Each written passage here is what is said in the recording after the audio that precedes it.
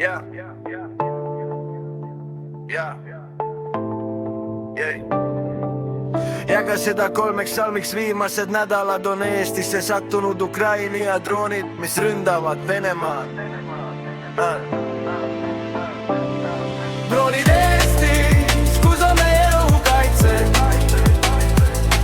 Nüüd on peetis, järgi on vaid õhku vahtina.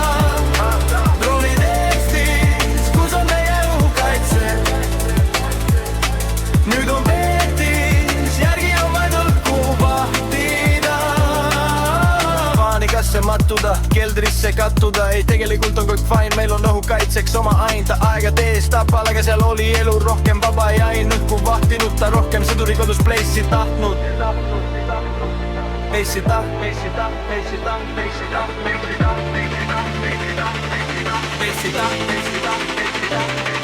Droonid Eestis, kus on meie õhukaitse? Nüüd on peetis, järgi oma õhku vahtina. Droonid Eestis, kus on meie õhukaitse? Nüüd on peetis, järgi oma õhku vahtina. Aga las meie naaber põleb, mõtleb meie aini kaua, kuni meil on kõik fine. Las olla venelastel kõle, nüüd on nii, kui meil ei põle, on see jumala fine.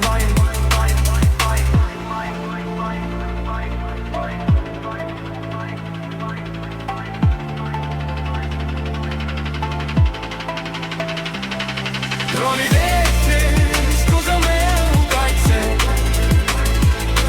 Nüüd on peetis, järgi on vaid õhku vahtina.